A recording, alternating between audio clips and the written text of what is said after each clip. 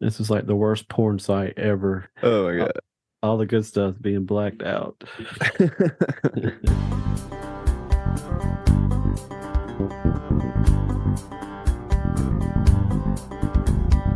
Welcome to Streaming with Two Dudes, a podcast about all things streaming. Each episode, we break down some of the best series, songs, movies, and shows. I'm one dude, Parker.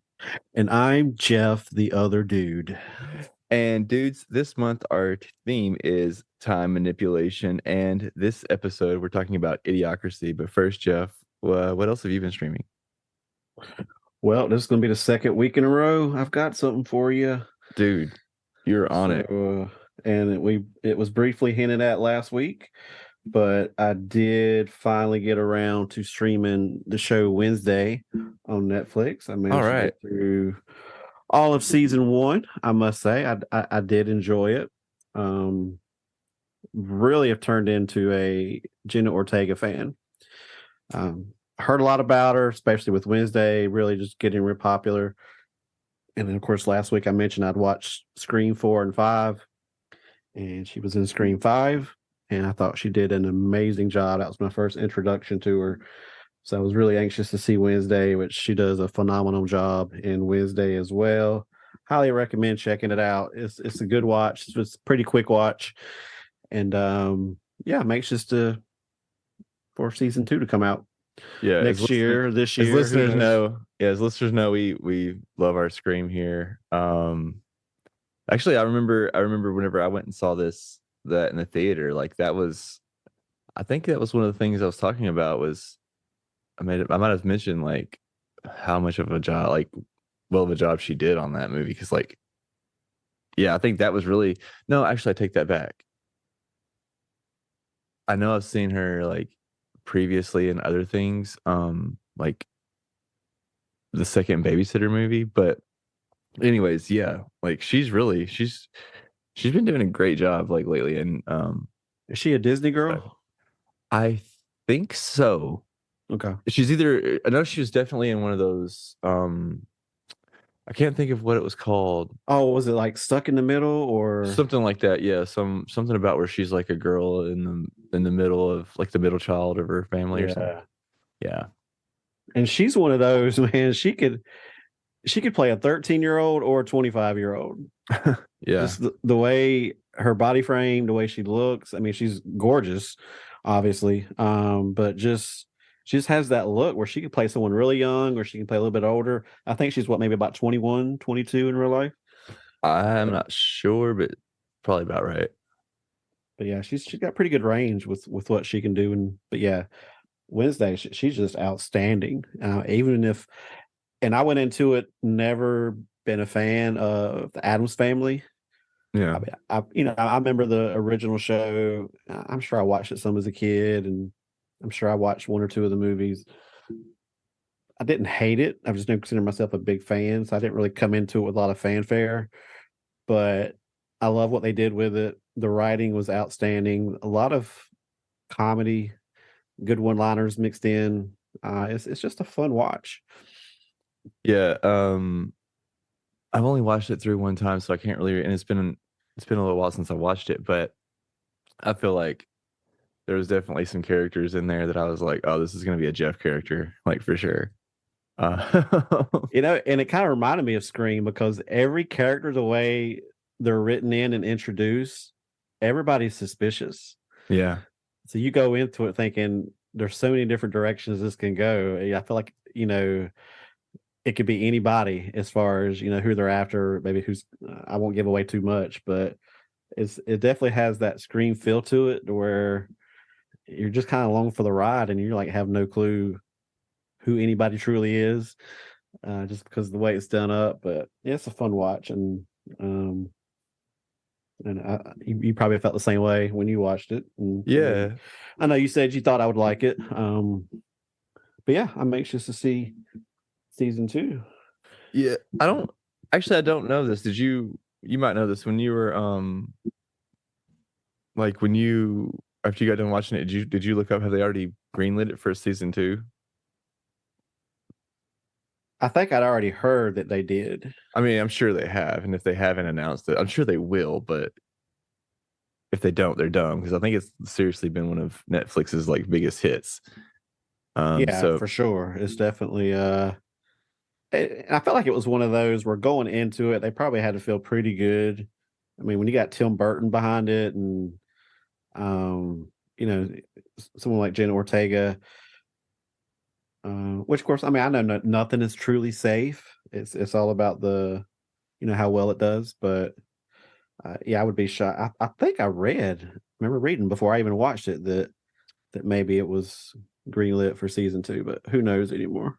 yeah, It took them a long time to greenlight season six of Cobra Kai, yeah, but I think that probably had more to do with they were maybe just confirming or working out if that indeed was going to be the last season. That might have been why they delayed, giving it the official green light.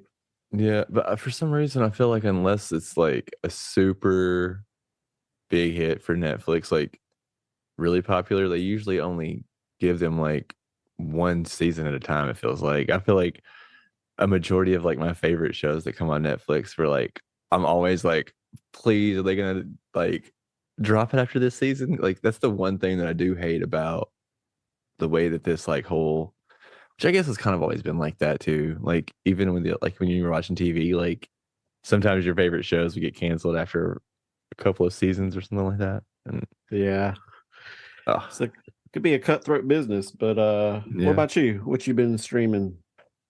Actually, I caught this documentary and I'm not sure how it slipped through my fingers, but it came out last year. And it's called A Trip to Infinity, and it's literally nothing but for about an hour and 20 minutes, these mathematicians and scientists just kind of like describing infinity and talking about infinity, and I don't, stuff like that just always has piqued my interest anyways.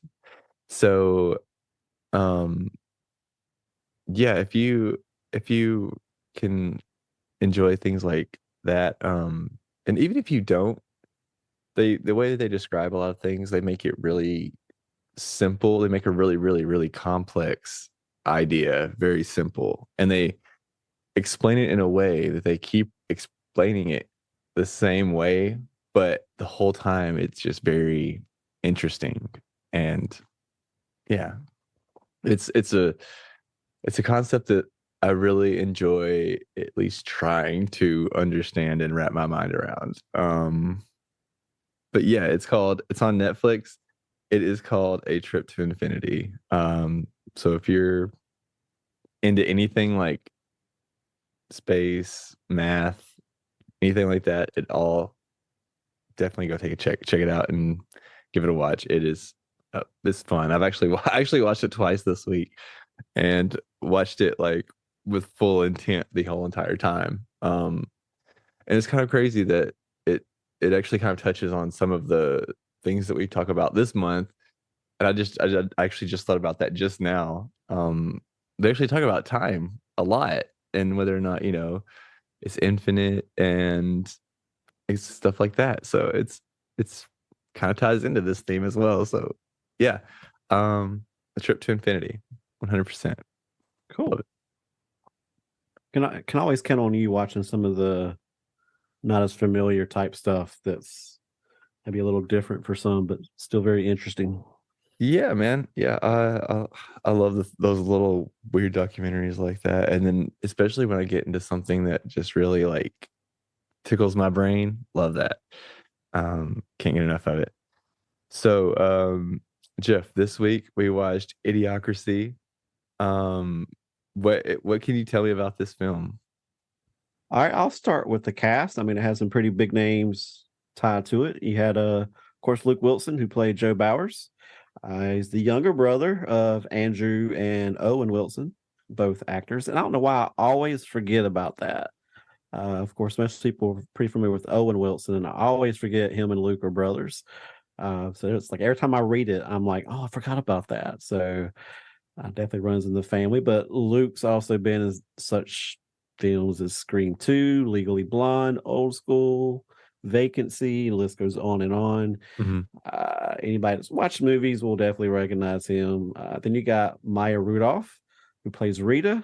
Of course, she comes from Saturday Night Live, and she's done stuff such as 50 First Dates, Grown Ups, Bridesmaids, ton of voice work, a lot of animated hits. Some of the smaller roles, you got Mr. Dax Shepard, who plays Frito, pretty funny character in the movie. You got Terry Crews playing President Camacho. Always a blessing.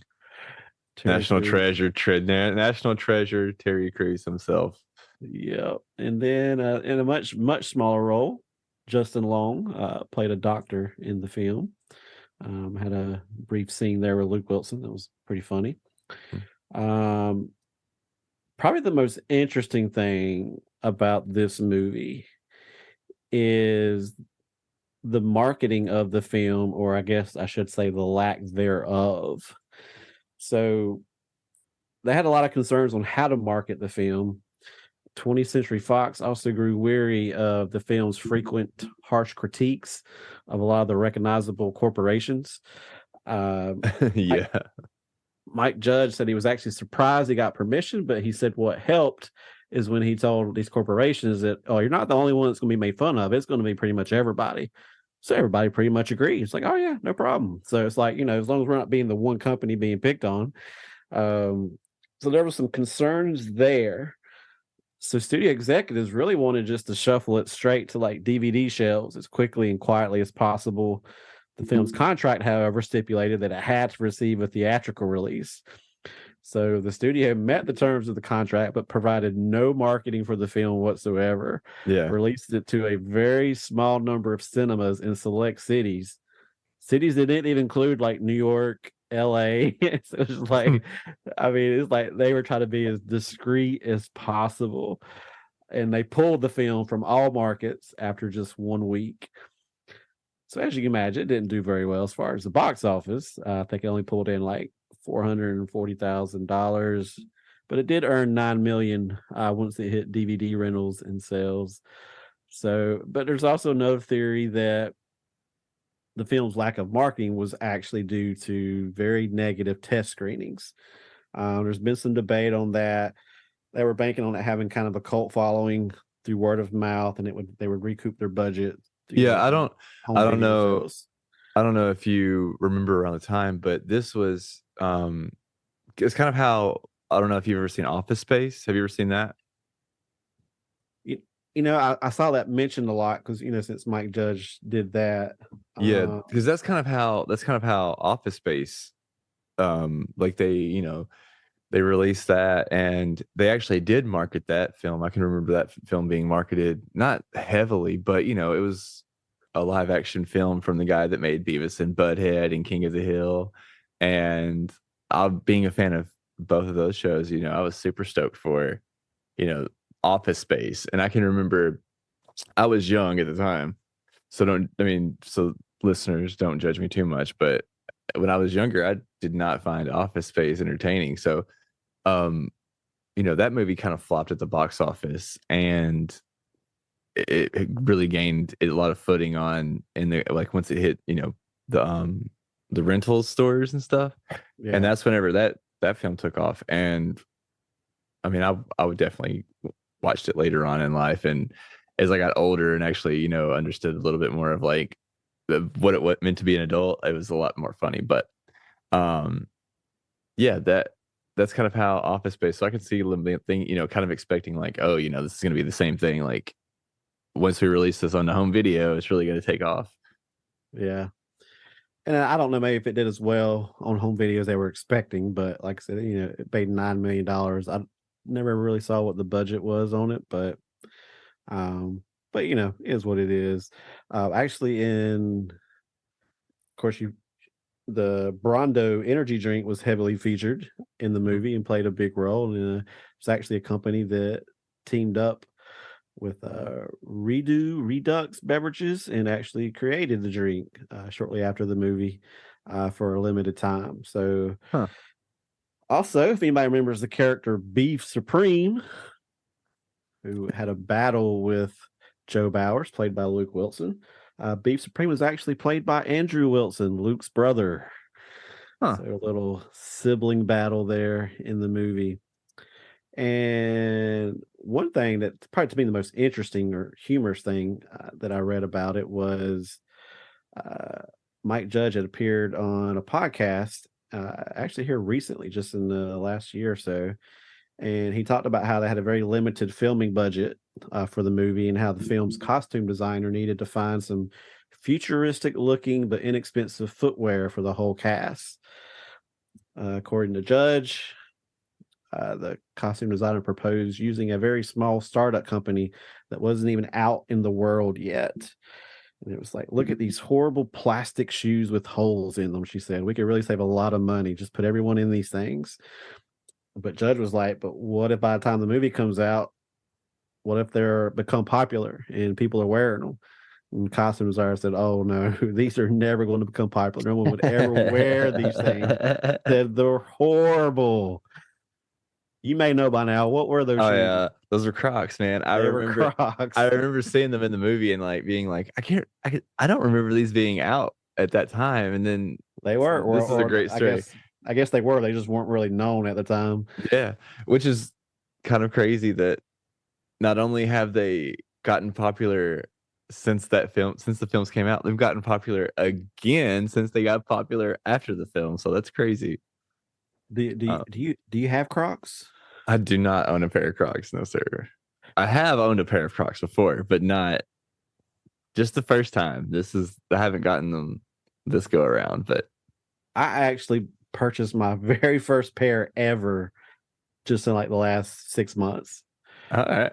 I just got sick and tired of hearing about them, and just everybody I know has like not just one pair, but like multiple pairs.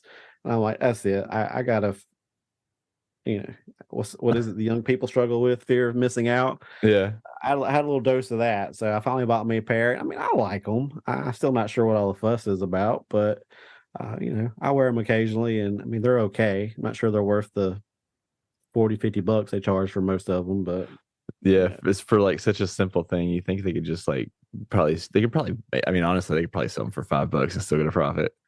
yeah. Which, you talk about a cult following, that's what they got going for them, which enables them to charge a hefty price. So we should have bought stock, back when this movie was released in the Crocs. And dude, seriously, we'd be doing all right about now. yeah, we would be sitting pretty. But yeah, I think that sums up all the little tidbits I found out about this little movie. So we will now progress to the phase where Parker gives us his infamous recaps. All right. And for those of y'all that are new to the podcast, this is where I pretty much go like do an oral report on the film. I give you as much detail as I can remember from start to finish. And Jeff is going to grade me on an A to F grading scale, just like we were smack dab in fifth grade again, and I'm being tested. So, I I don't know how well I'm gonna do this time. I only got to watch this one once this week. I had a really busy week this week. Jeff, you know this. Some of the listeners know this, but this week was actually like my birthday week. So I had I was busy, kind of entertaining myself, I guess, all week. And then I actually had plans this weekend for once. I haven't been such a wallflower lately, so yeah, I didn't have as much time this weekend, which is a good thing. But Was this your first time watching it? no, actually, Okay. that is a good thing. I have seen this before, so I remember watching this when it came out because by the time this came out, I'd already, I was a fan of Mike Judge, so I was ready to watch it. So, didn't watch it in theaters or anything. I don't even think I watched it like as soon as it came out, but probably within the first year of its release was the first time I watched it, and then I probably seen it a couple of times since then. But it's been some years since I've seen it the last time. But yeah, I only got to watch it one more time before we did this recording, so we'll see. So basically we start out with some open narration, And it's kind of this person narrating the film is kind of telling us, how in the future, people were predicting that people would get smarter and more civilized as time grows on, and that actually does not happen. The people that are smart wind up having less children. The people that have lower IQs have more children, which over time winds up causing the entire population of the entire earth to go down dramatically. And everybody, as we find out, has got dumbed down pretty well. So then we cut to the army, and they are trying to um, basically find a way to hibernate soldiers. They found this one guy named Joe, and he's this average man. He has been picked um, to go along with this experiment.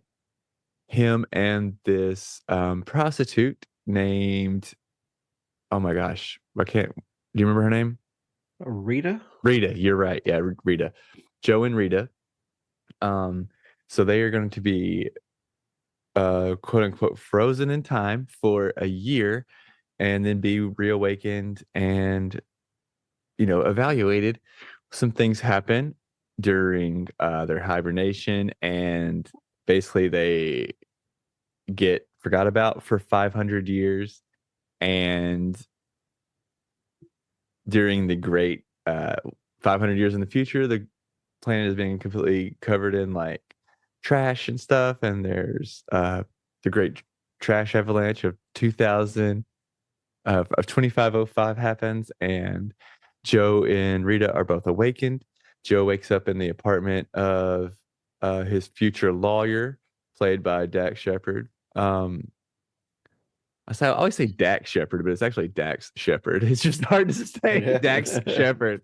Um, so, uh, so Dak, he's dumb, super dumb, chases or throws Joe out of the apartment. Joe stumbles his way into a hospital, gets some treatment, and they find out that he does not have a tattoo of a barcode on his wrist.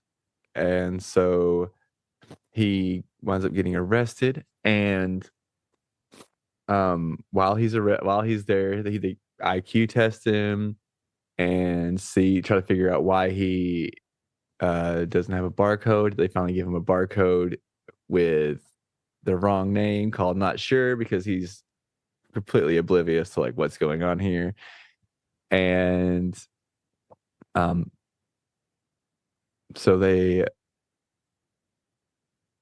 while he's in jail, he starts to figure out that everybody's super dumb, and he uses his wits to um escape the jail pretty easily. He gets out and finds his lawyer. I forgot about the courtroom scene, but yeah, he goes on a courtroom scene, and where he finds out that the guy that he woke up in the apartment was his lawyer, who was super dumb. He escapes from prison, back to where we were, and he goes and uh, oh my gosh, he goes and talks to his lawyer, and they find Rita. They know the lawyer says he knows where a time machine is. Frito, that's his name. I could quit calling him lawyer. Frito, he knows where a time machine is, so they're gonna go there and go back to in time. So they're on their way there, and they're trying to avoid the police. They make it to the Costco, where there's a train that's going to take them to the time machine. And while they're at Costco, Joe accidentally gets his wrist scanned, so they're coming to get them. Rita is off in the bathroom, and Frito hops on the train, and Joe is once again arrested. This time, though, he is taken to the president, knowing that Joe is the smartest man alive currently, they decide to appoint him to make sure that he fixes all of Earth's problems. And there is, like this, I've already mentioned the trash, but there's also like there's famine, there's drought, and um, all these things. And Joe's pretty much been picked to solve all of these problems. And he starts out by realizing that the crops are being watered, quote unquote, watered by what you mentioned earlier, the Brondo, which is like a Gatorade thing. And so, of course, nothing's growing.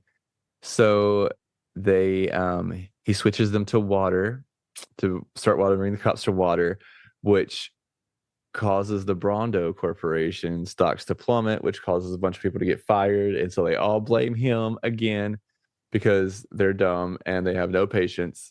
They decide to blame Joe for causing all of this to happen and all these people to lose their jobs. They're causing and for Brondo stock to plummet. So they decide to put him in a thing called rehabilitation, which, us as the audience and Joe at first think that, oh no, this is going to be like a quick thing. Like it's going to be nice. But rehabilitation is pretty much like a fight to the death.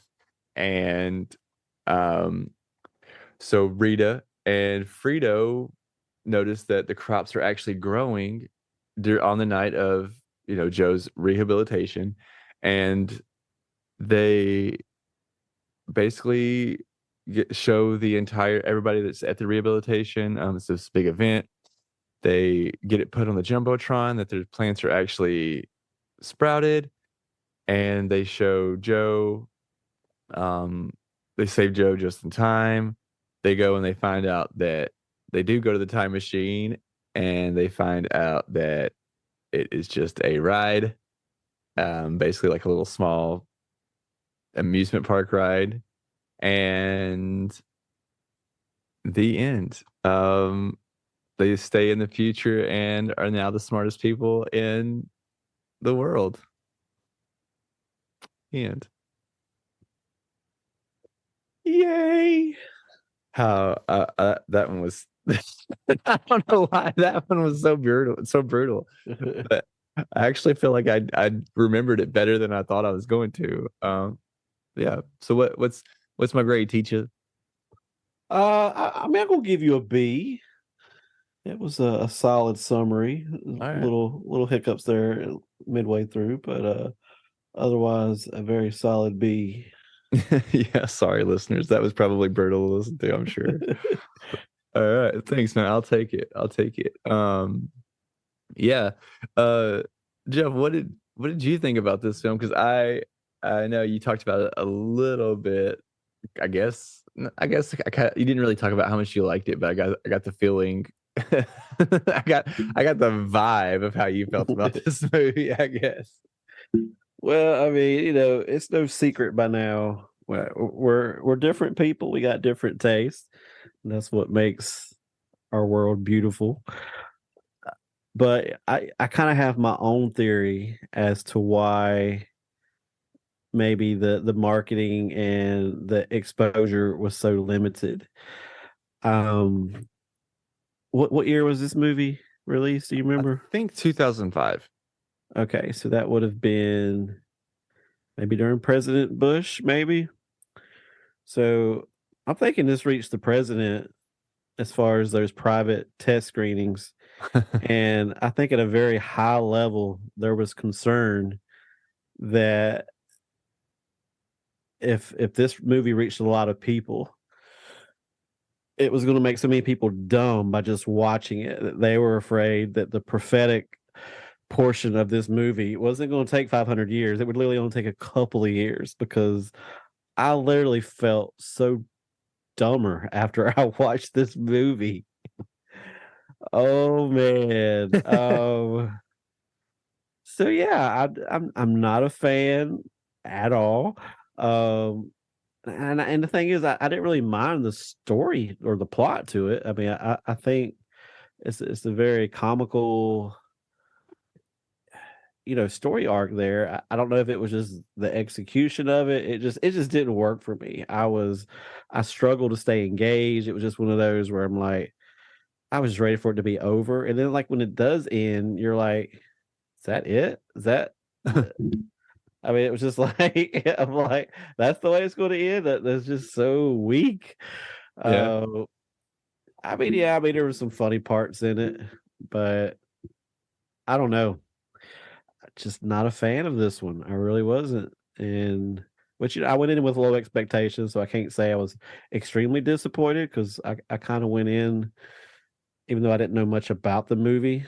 Um, I a lot of times I do my research before, or maybe I shouldn't do that. But a lot of times I do my research before I watch the movie, so it probably gives away a lot before I even go into it. But so I kind of knew going into it, I was like, yeah, I don't think this is going to be in my wheelhouse. So, what kind of rankings are we doing? I think it's your turn to pick this week, right? All right, sure. We'll go with out of 5 Brondos. That's actually what I was thinking. It's a good job.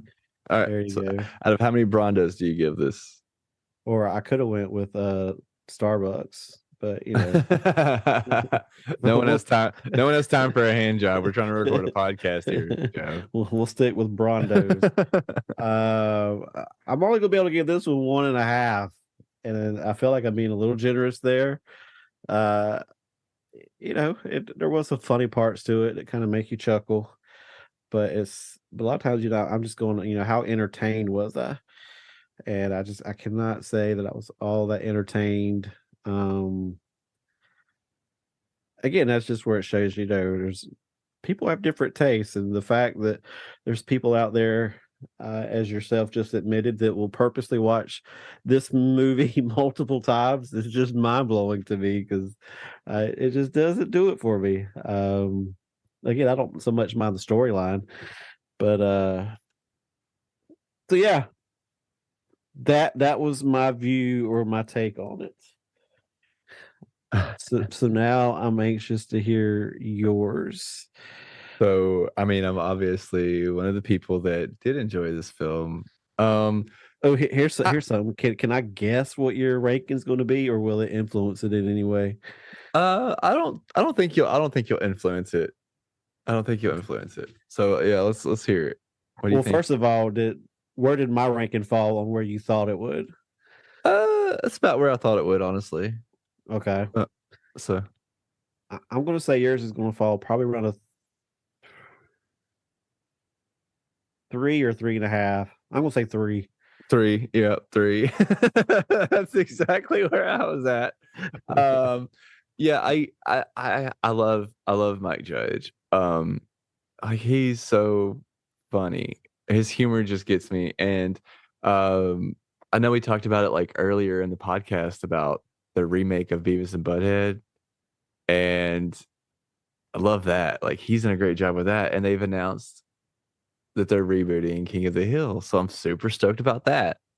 And because King of the Hill is one of my favorite shows of all time. And but I've got to say, this is probably out of all the things that I've seen, is probably my least favorite of the Mike Judge things. Uh, I don't know, something about just, I guess, like you said, the humor in it does get repetitive and dumb. Um, I find myself at this point in my life kind of getting like annoyed with how the people in the future talk, which I guess is kind of, the point. Like it's a funny joke at first, but to actually like hear it for a full film, and I know like I know that they where they were going with it to like, but a lot of the words that were used in this film were not really like, I guess they were, I mean they were definitely used more heavily like in culture, but that is the one thing that this film I feel like has gotten wrong, is that like a lot of the language that they're using in this film has kind of gone away. Um, but a lot of the things I feel like they have gotten right, like society has gotten like they got Crocs right, I feel like they've gotten a lot of the entertainment right, like I can't tell you how many things are just like they put out that I'm just like, that's just dumb. Uh, I feel like there's if they put ass out today, I feel like there would probably be a fair amount of people that would go and watch it. And But there yeah, probably is the lower IQ probably is populating a lot more than the smarter people. So yeah, and I feel like that trajectory is. I mean, like the front, the little part that they were talking about in the front, like that is kind of terrifying to think about. That's probably highly accurate because it seems like that's kind of how people that are intelligent, they seem to like know when to hold them, know when to fold them,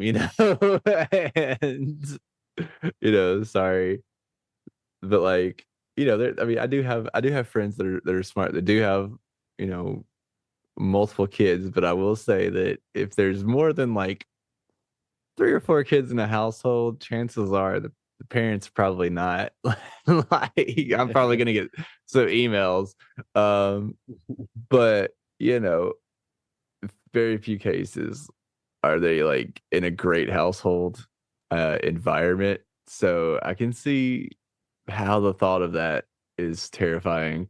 But it's also you also have to be very careful thinking about things like that and taking them too seriously as well, because it can lead down some really scary paths. If you take thinking like that, like thoughts like that too seriously. Um, but yeah, this is for time travel films, like it's definitely not my favorite, even though this is a pick, or this was my pick.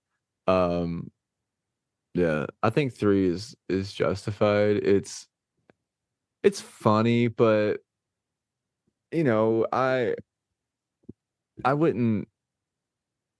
It's a high concept that, like you said, the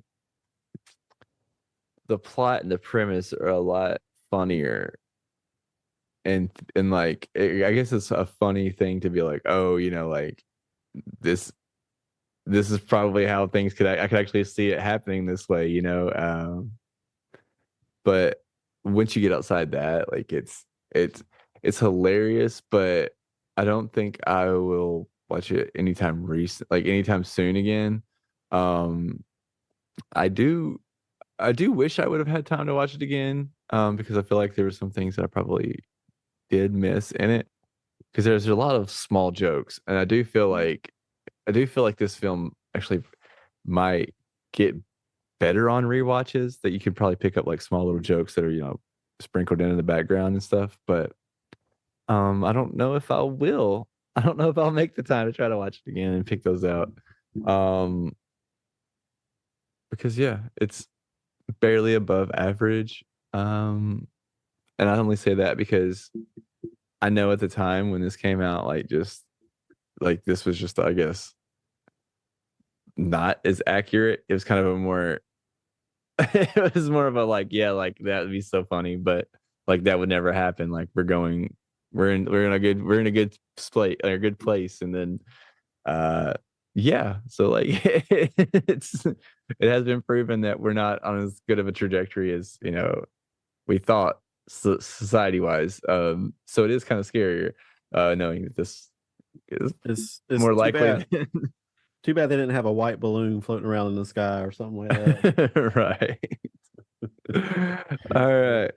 Now, I will say this, that every once in a while, whether it's a movie, a song, an album, whatever the case might be, the more I watch it or listen to it, the more I end up liking it. Yeah. Maybe this movie would fall in that category. Now, I'm not going to watch it again to find out, but I think back to like Napoleon Dynamite. Oh, for sure. There was so much hype around that movie, and I was a little late to the game finally watching it. And the first time I watched it, like if we were ranking it, I probably would have started with a half or a 1 star. And it's like it was I think I think my son was probably in middle school at the time, so he was watching it like over and over and over. So I did watch it multiple more times and found myself constantly quoting everything from the movie. So I did learn to, I don't know if learn is the right word, but I did gradually, Learn to appreciate it. yeah. Yeah. So I would probably give it a at least a 3.5 now, but I wouldn't have. I'd been much lower on my first watch. So maybe this movie would be like that if I were watched it multiple times. Maybe I would start to enjoy it a little bit more with each watch. But um, I have a tough time watching stuff I want to watch as it is. So it just isn't. I'm not about rewatching movies to see if I like it any better necessarily. So, but Yeah, I understand that. I mean, we are talking about time this month. Time is fleeting, you know.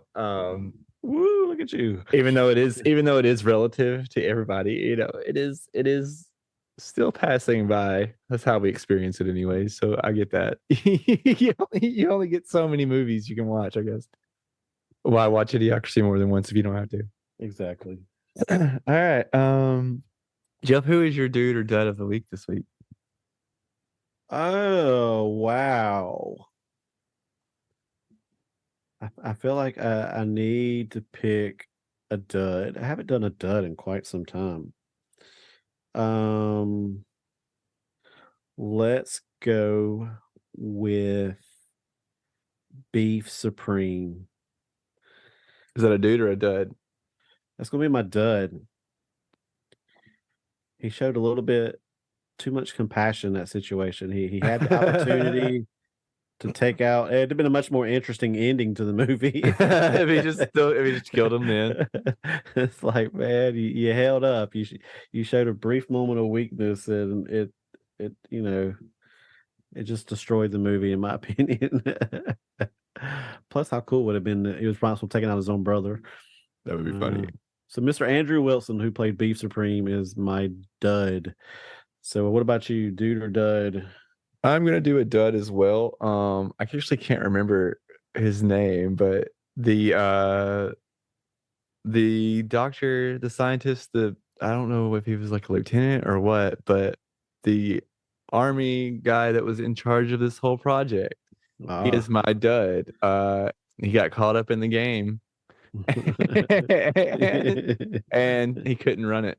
So yeah, if it wasn't for him, this whole thing would have taken off, and you know, me and you could be in hypersleep right now waiting for Man, wake up with our hoverboards and our flying DeLoreans. there you go. But all right. Jeff, I think next week is your pick. What you got for us? What are we gonna watch? What are we watching this week? All right, so I had it down to two, and I was kind of going back and forth. One of my choices I felt like is probably something I would like, and there was another one I thought would probably be more in your ballpark. And after watching Idiocracy, I feel like Parker purposely punished me. So Uh, I'm going to go with the one I think that has a better chance of me enjoying, and it's a movie called About Time. all right. Streams on Amazon Prime. It's a movie from like 2013. Um, You features. yes. But I told you about the other one, so you're welcome to watch that. I actually hope you do watch that one on your other free time, because I'm intrigued by my other choice, which I think it's Yeah. called what, Palm Springs Yeah. on I have Hulu. seen I have seen Palm Springs actually, so Okay, well, what did you think of it? Was it good, well maybe or don't that tell me? Because that I is do that's a I do Hulu original. It is a Hulu original. okay, because I would like to check that one out, All right. but But all right. Well, so about so I, time. It's on Amazon, you said? yeah, and Okay. since we're not doing the other one, what do you think I would rank the other one if we were to do it? Um, what Palm Springs? Yes, this Uh, might influence whether I go and watch it, but just go watch it. Just go watch it okay. because I don't want to influence you before you see it because yeah. Because I know you I mean are you an Andy Samberg fan? I feel like you I Yeah, don't I know. mean, I haven't seen a ton of his stuff, but Yeah. I do like him. Okay. Then you I mean I feel like you'll enjoy it. Yeah, it's not a if you I mean, have you seen Groundhog's Day? Yes. Okay. Uh so full stop. The reason that I even picked the theme for this month is because I love well, my birthday is Groundhog's Day, and Groundhog's Day is one of my favorite movies. And I was like, oh, it'd be great to watch Groundhog's Day for my birthday. I usually watch it anyways for my birthday, and I could do that front to back. And it would also be both hard to talk about and recap, and also really interesting. And lo and behold, that wasn't anywhere. But I still love the theme, like time travel and time like manipulation movies are still my favorite. But with that being said, what that whole thing was taught, where I was going with that is Palm Springs is a time loop movie, just like Groundhog's Day. Mhm. So if you enjoyed like the concept of like that, of like being like what would you do if you were stuck 24 hours repeating, uh that's a good one. If you like that kind of thing. So if you enjoy that kind of movie with the humor of Andy Samberg, then you can imagine that. You're pretty much not wrong. It's a pretty accurate description of it, without giving too much away, I guess. But Gotcha. yeah, yeah, I definitely recommend that one for sure. And honestly, just for I guess we can be like a full transparent podcast here. Like that, it's honestly between that and the Adam Project right now on what our original is going to be. So it might even be that. So um, yeah, if we still might pick that actually. Yeah, you know what? We'll go ahead. We'll go ahead and tell you right now. In 2 weeks, we'll watch. We'll go ahead and do that because I do enjoy that movie. And as much as I love Ryan Reynolds, um, I don't know. I like this film, so we'll go ahead and put that on the books for 2 weeks from now. We'll do that as our original. But this week we will be watching About Time. Next week we'll do Palm Springs. Sounds good. All right. So Jeff, And About Time features Rachel McAdams. I'm a huge fan of her. So yeah, I just do in love case. Rachel McAdams. And does I've not heard much from her. Is she? I don't know. I'm thinking she took a break or something. If I'm not mistaken. She had to have. I mean, that or just maybe she just hasn't done a lot of things because romantic comedies aren't really a huge market for them right now. I don't know. Um, I don't know. It's a good question. We'll have to look into that. Maybe that could be part of your research for next week. There you go. All right, Jeff, you got anything else before we get out of here, bud? All right. So my off-topic Oh question of yeah, yeah. today. That's right. That's right. Sometimes I go with something weird, offbeat. Sometimes I just go with something that's kind of, hey, let's get to know each other type of thing. Um, so this go around, we're going to rank our favorite seasons, not seasons of a show, seasons of life or, weather throughout the year. Oh Uh, man. so rank them 1 through 4. Start with your worst or your least favorite into your favorite, and then say why. And if you need to gather your thoughts a little bit, I can go first.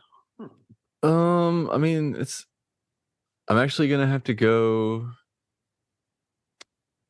I think fall is probably my least favorite. Um, I enjoy Halloween a lot. It's probably one of my favorite holidays, but I hate I hate I don't hate when the weather's cold, but I hate the when it gets like when it's going cold. Um, like that whole thing it just sucks. And it's it's always got like the cold rains and like even though like winter is like a miserable can be miserable sometimes, like once you're in it, you're already in it. You're cold, you can deal with the cold, you just got to keep dealing with the cold. But I think there's just something about being like, oh, having the heat taken away from me just sucks the life out of me. Um, yeah, so so 100% it's got to be definitely going to be fall. And then my third is probably winter. Um, I don't know. I love sunshine, so I miss when it's gone, even though I don't really mind cold and I love snow. Um, yeah, it gets to be pretty tough sometimes during the winter. I battle with seasonal depression just about every year.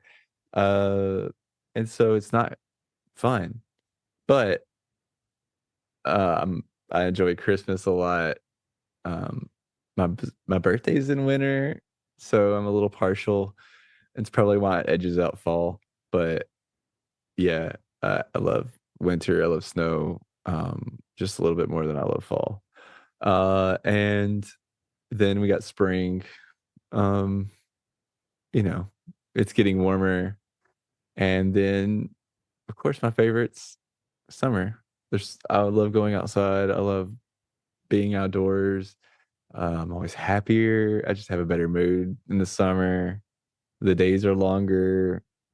There's just so much more to do. Um, and since I've moved out of the South where it's like 200% humidity every day, I enjoy it even more. So yeah, love summer. What about you, man? What's yours? What's your ranking?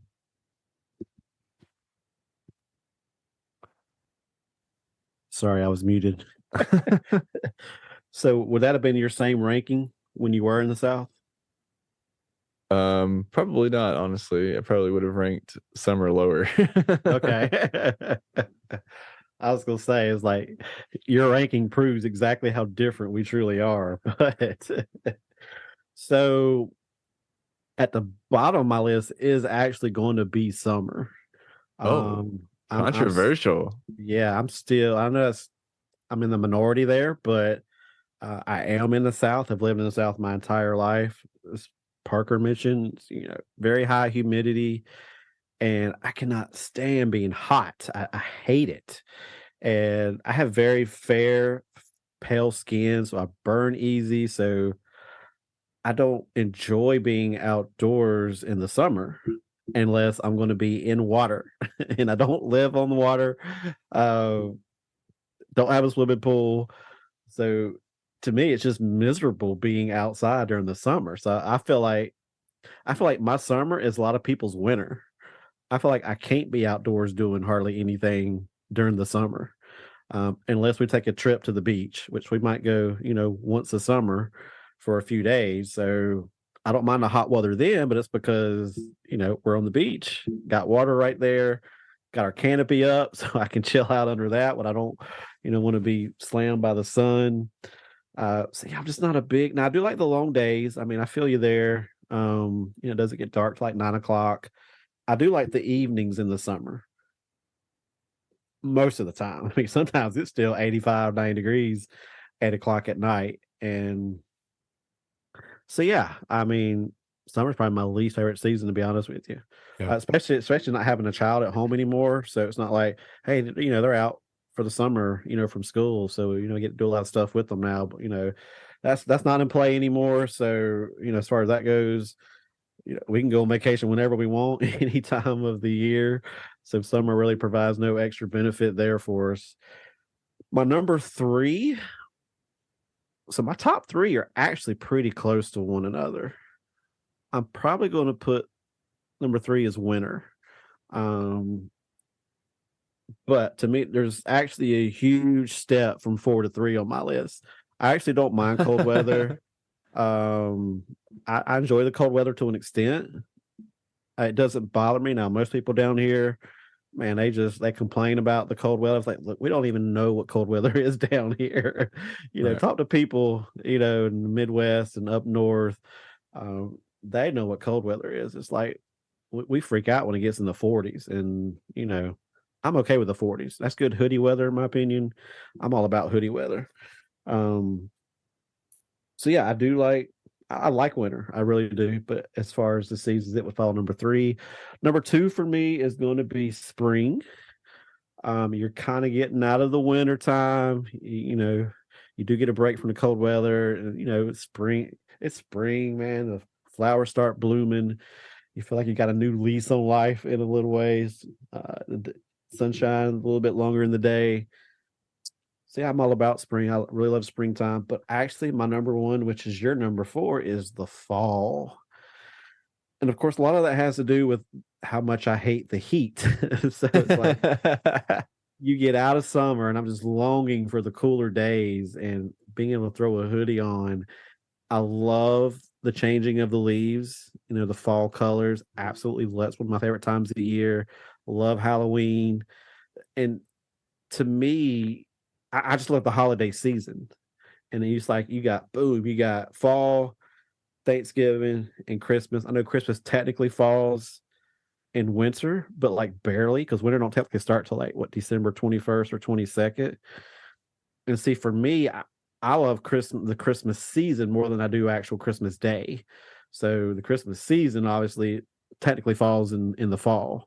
So you got all those holidays, you got the Christmas season, you got no, I'm not the basic white girl. It's not about the pumpkin spice latte. I'm not big on pumpkin or pumpkin flavors, so that has nothing to do with it. I love the fall. So yeah, for me it's fall, spring, winter, and then summer. That's kind of crazy. Like our 2 and 3 are exactly the same, and our 1s and 4s are Yeah. first and last are swapped. Yeah, as soon as you said fall was your least, I were like, dang. that's like my top pick. That's funny. But yeah. But I understand your thoughts completely though. I get it. 100% get it. Jeff, you got anything else? Now, do you have anything else before we get out of here? No, it's winter time. It is, man. It's very wintry, which I can't say a lot because your wintry is a lot more than my wintry. Seeing how you're up north now, but yeah, nothing else from me. All right.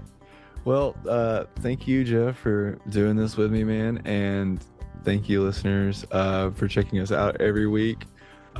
If you want to thank us, you can do that by liking us, subscribing, giving us a review. You only have to do that one time.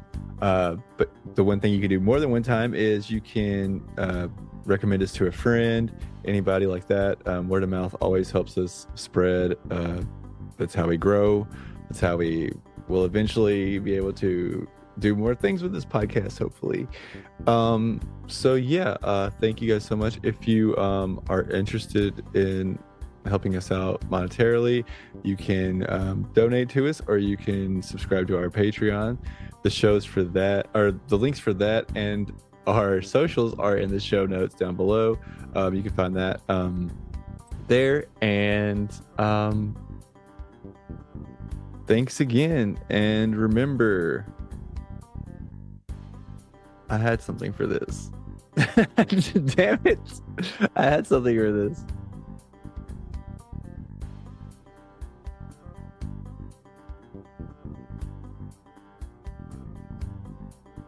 All right, help me out with this one, Jeff.